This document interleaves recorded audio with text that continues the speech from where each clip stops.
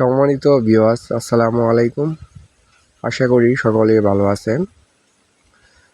প্রতিদিনের মতো আবারও আজকে এক নতুন ভিডিও নিয়ে হাজির হলাম আপনাদের মাঝে।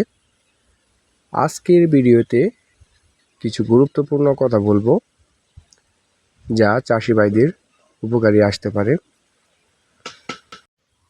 আজকের ভিডিওটি সম্পূর্ণ দেখানোর চেষ্টা করব। ভিডিওটি না টেনে সম্পূর্ণ ভিডিওটি দেখার জন্য অনুরোধ রইল। সম্মানিত ভিউয়ার্স, আজকে যে বিষয়টি নিয়ে কথা বলবো এটি হচ্ছে মাগুর মাছ চাষ সম্পর্কে।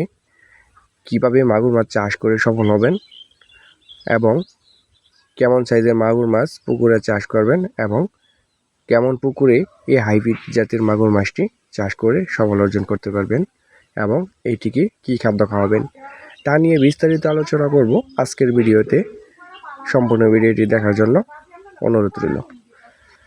সম্মানিত ভিউয়ার্স, এই মুহূর্তে আমার স্ক্রিনে এবং ভিডিওতে যে মাছগুলো লক্ষ্য করছেন এটি হচ্ছে একটি মাগুর মাছের পোনা এবং হাইব্রিড জাতের মাগুর মাছের পোনা। এটি নতুন বছরের নতুন পোনা এবং দেখতে কিন্তু খুবই চমৎকার এবং অরিজিনাল চকলেট কালারটা কিন্তু।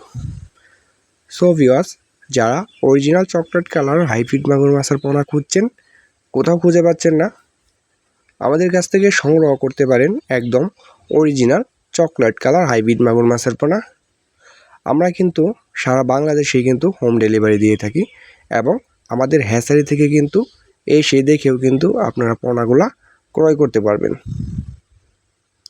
সো ভিউয়ার্স, এই মুহূর্তে কথা বলবো এই ছোটো সাইজের হাইব্রিড মাগুর মাছটির ওজন হচ্ছে কেজিতে 500 পিস এবং 2 থেকে 2.5 ইঞ্চি সাইজের পোনাগুলা কিন্তু। সো ভিউয়ার্স, এই মাছটি পুকুরে চাষ করতে হলে কেমন ধরনের পুকুরে চাষ করবেন? এই মাছটি পুকুরে চাষ করতে হলে আপনি যে কোনো জলাশয়ে আপনি চাষ করতে পারেন এবং এটিকে কী খাদ্য খাওয়াবেন?